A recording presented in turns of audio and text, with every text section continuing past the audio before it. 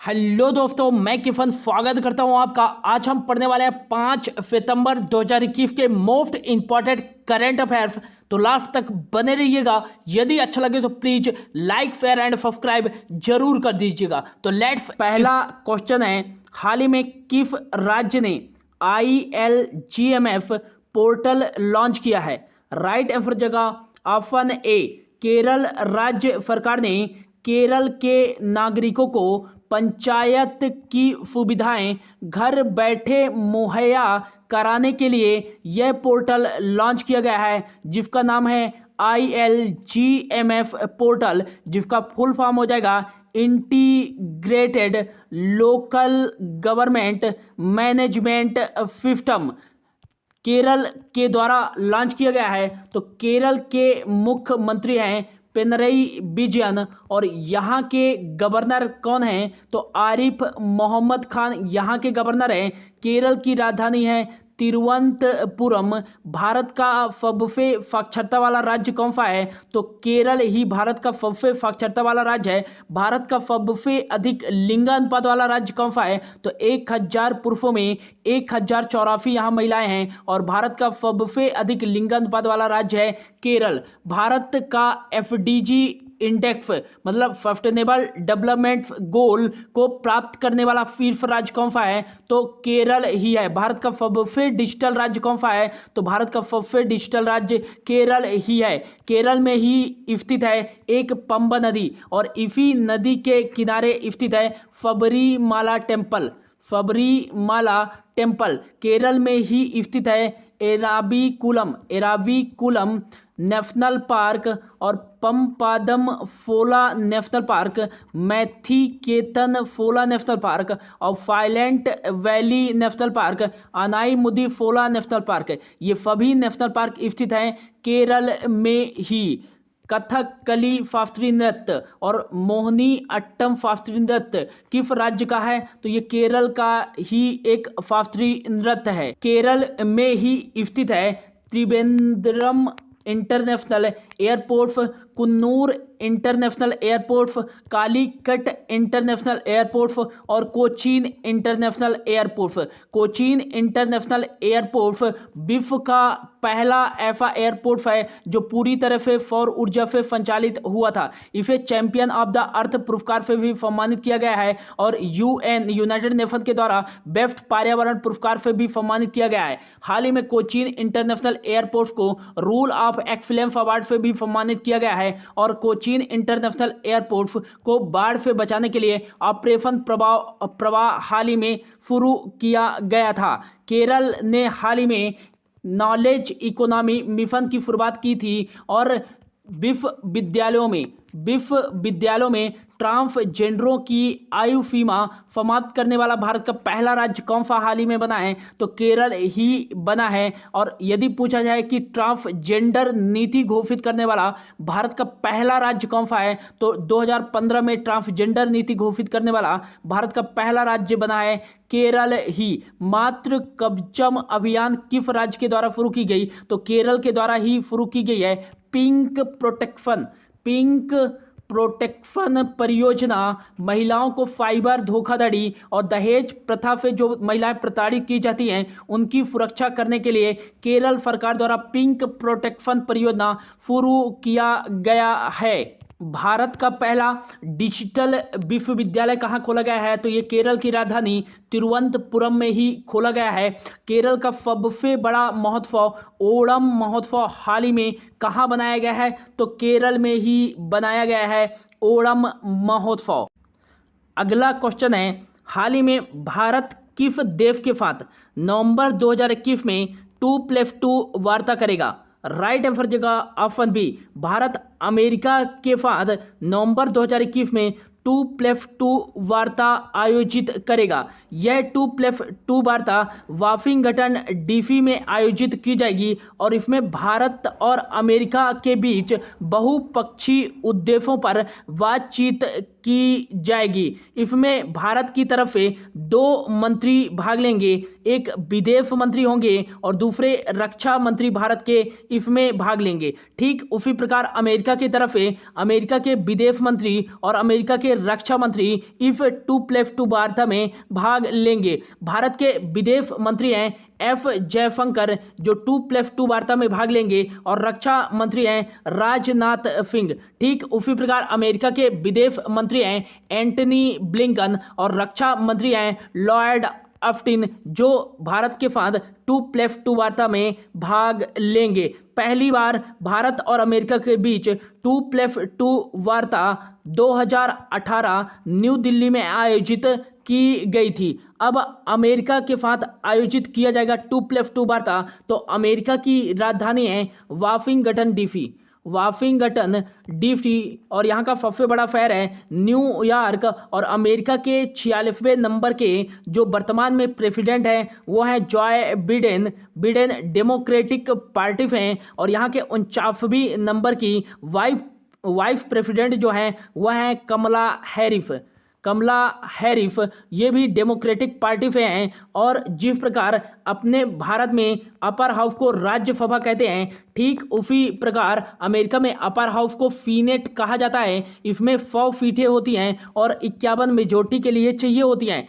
ठीक अपने भारत में जिस प्रकार लोअर हाउस को लोकसभा कहते हैं, ठीक उसी प्रकार वहाँ लोअर हाउस को अमेरिका में हाउस ऑफ रिप्रेजेंटेटिव कहते हैं। और इसमें 435 सीटें होती हैं, 218 मेजोरिटी के लिए चाहिए होती है, 6 नॉन वोटिंग होते हैं। भारत और अमेरिका के बीच में इंपॉर्टेंट एक्सरसाइज आयोजित की जाती है, वज्र प्रहार एक्सरसाइज, कोप इंडिया एक्सरसाइज और युद्ध अभ्यास exercise, tiger Trump exercise Bharat और यूएसए की सेना के बीच आयोजित की जाती है। हाल ही में मालाबार एक्सरसाइज आयोजित की गई है और इसका यह 25वां संस्करण था। ये 4 देशों के बीच आयोजित की जाती है। पहली बार 1992 में यह भारत और अमेरिका के बीच स्टार्ट किया गया था, लेकिन 2015 में इसमें जापान ने पार्टिसिपेट किया और 2020 के संस्करण में ऑस्ट्रेलिया ने इसमें भाग लिया। तो वर्तमान में मालाबार युद्धाभ्यास 4 देशों के बीच आयोजित किया जाता है,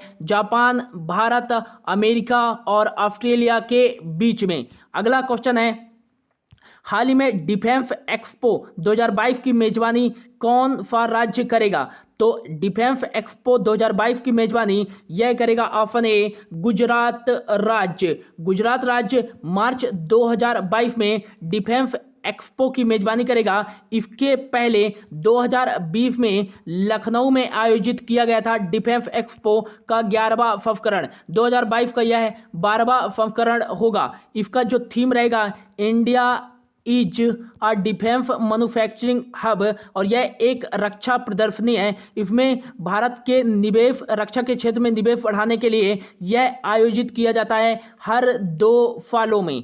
नेक्स्ट बात करें कि भारत के वर्तमान में रक्षा मंत्री कौन है, तो सेंट्रल डिफेंस मिनिस्टर हैं भारत के वर्तमान में राजनाथ सिंह, जिनका जो निर्वाचन क्षेत्र है वो है लखनऊ उत्तर प्रदेश।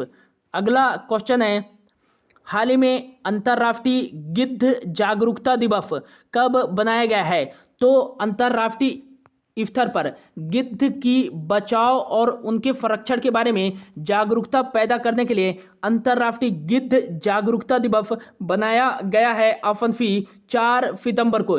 यह हर साल सितंबर माह के पहले शनिवार को बनाया गया है, जो कि इस बार 4 सितंबर को पड़ा है और इसी दिन बनाया गया है अंतर्राष्ट्रीय गिद्ध जागरूकता दिवस।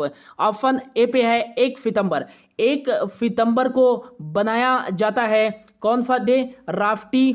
राष्ट्रीय पोषण सप्ताह दिवस। यह कब से कब तक बनाया गया है? तो 1 सितंबर से स्टार्ट करके 7 सितंबर तक यह चलेगा। और यह किस मंत्रालय के द्वारा बनाया गया है? तो यह बनाया जाता है महिला एवं बाल विकास मंत्रालय के द्वारा। महिला एवं बाल विकास मंत्री कौन है केंद्रीय स्तर पर? तो स्मृति जुबिन ईरानी है, जिनका चुनाव क्षेत्र है अमेठी उत्तर प्रदेश।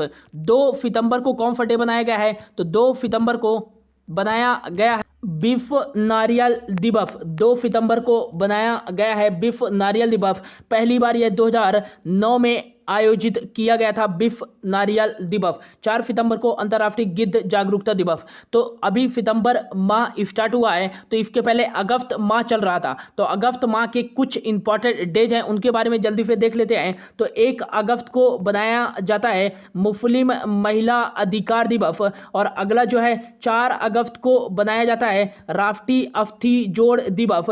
6 अगस्त को बनाया जाता है हिरोशिमा दिवस, और 7 अगस्त मोस्ट इंपॉर्टेंट कर लीजिएगा, 7 अगस्त को बनाया जाता है राष्ट्रीय हथकरघा दिवस, और 8 अगस्त को बनाया जाता है अंतर्राष्ट्रीय बिल्ली दिवस। 9 अगस्त को कौन सा डे बनाया जाता है, तो नागा फाकी दिवस और विश्व आदिवासी दिवस 9 अगस्त को बनाया जाता है।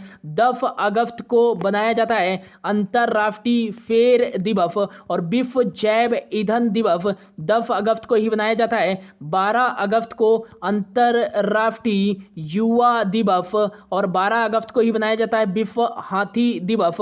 13 अगस्त को बनाया जाता है विश्व वामपंथी दिवस और विश्व अंगदान दिवस। 14 अगस्त को बनाया जाता है विश्व प्री डायबिटीज दिवस। 15 अगस्त को स्वतंत्रता दिवस की 75वीं वर्षगांठ बनाई गई है, और 19 अगस्त को बनाया जाता है विश्व मानवतावादी, मोस्ट इंपॉर्टेंट विश्व मानवतावादी दिवस कब बनाया गया है, तो 19 अगस्त को। 19 अगस्त को ही बनाया जाता है विश्व फोटोग्राफी दिवस। अगला जो है 20 अगस्त, तो 20 अगस्त को बनाया जाता है अक्षय ऊर्जा दिवस, और 20 अगस्त को ही बनाया जाता है वर्ल्ड मॉस्किटो डे, विश्व मच्छर दिवस।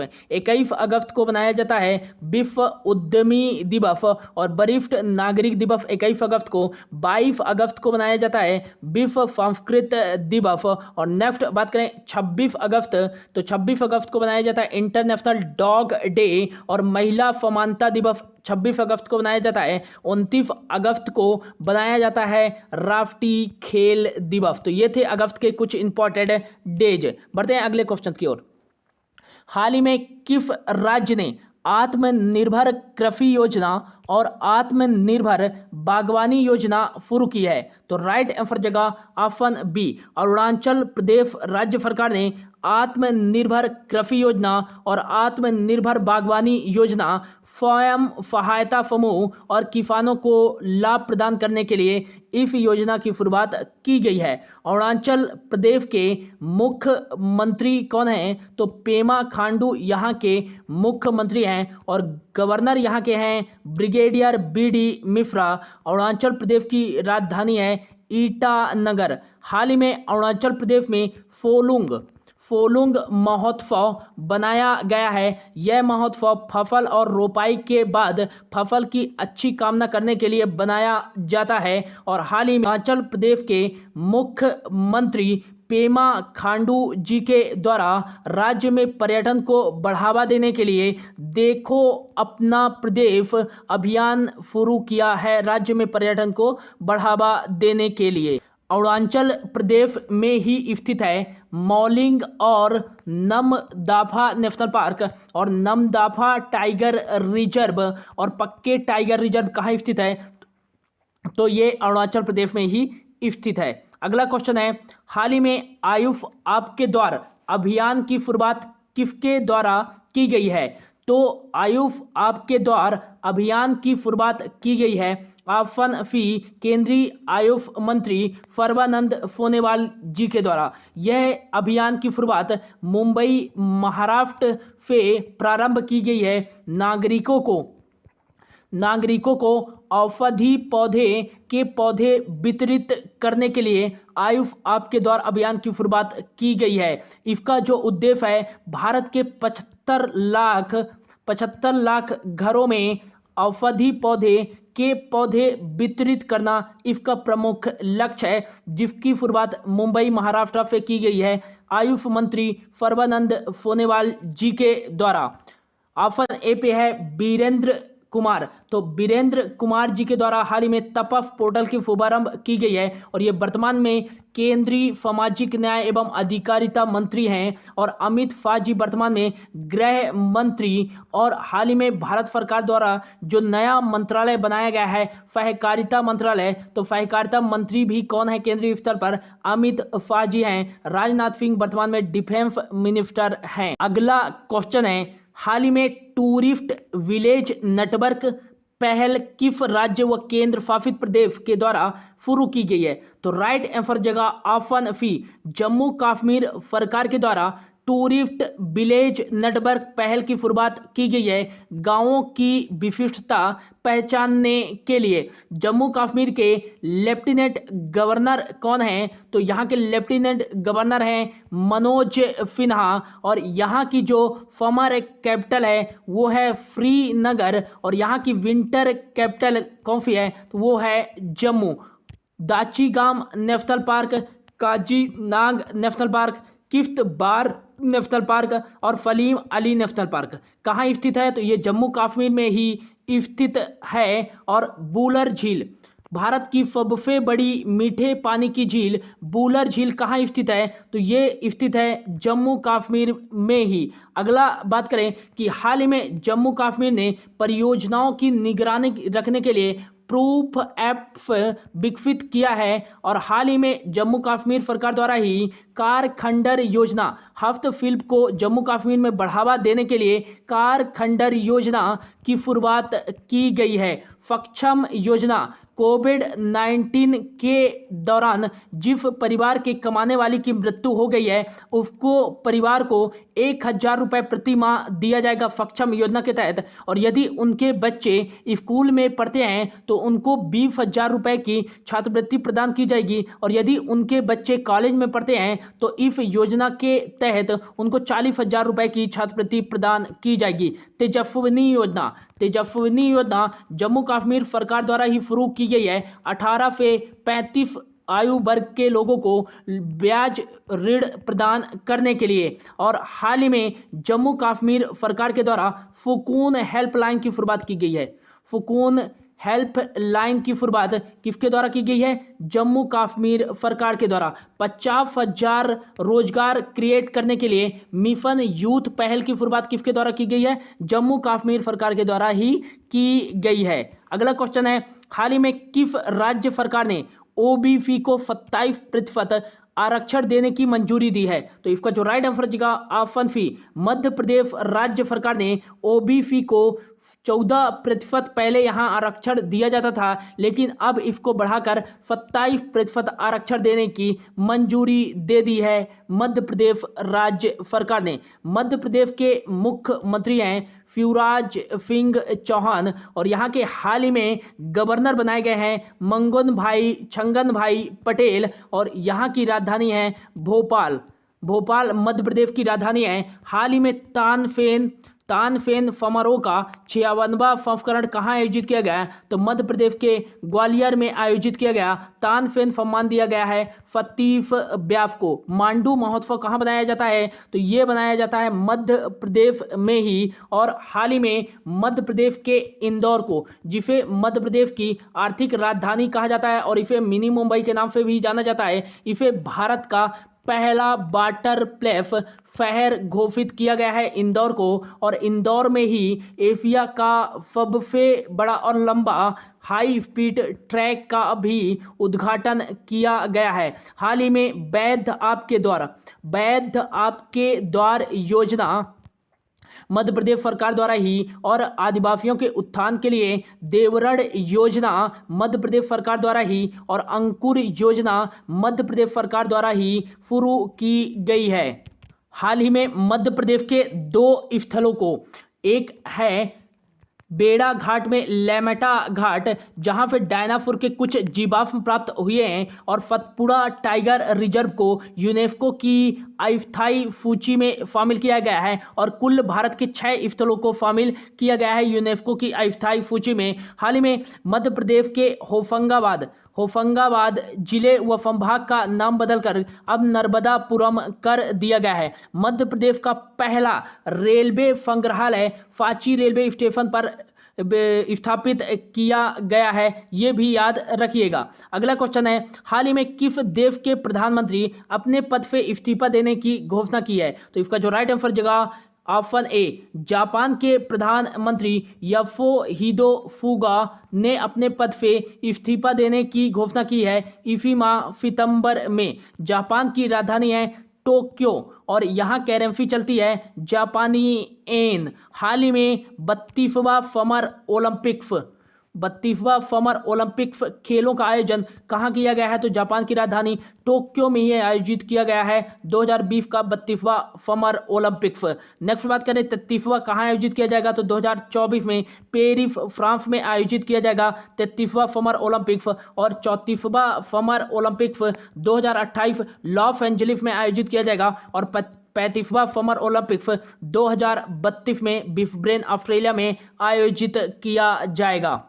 अगला क्वेश्चन है, हाल ही में किस देश में आयोजित जापाद 2021 अभ्यास में भारतीय सेना भाग लेगी? तो यह जो एक्सरसाइज आयोजित की जाएगी, ऑप्शन ए रूस में आयोजित की जाएगी जापाद 2021 एक्सरसाइज। और यह एक आतंकवाद ऑपरेशन पर केंद्रित एक्सरसाइज है और इसमें भाग लेने वाले देशों के बीच रणनीतिक संबंध को बढ़ावा देने के लिए यह एक्सरसाइज रूस में आयोजित की जा रही है। रूस के राष्ट्रपति हैं व्लादिमीर पुतिन और रूस की जो राजधानी है वो है मॉस्को और रशियन रूबेल यहाँ करेंसी चलती है। हाल ही में इंद्र अभ्यास 2021 का 12वां संस्करण भारत और रूस की नौसेना के बीच आयोजित किया गया है।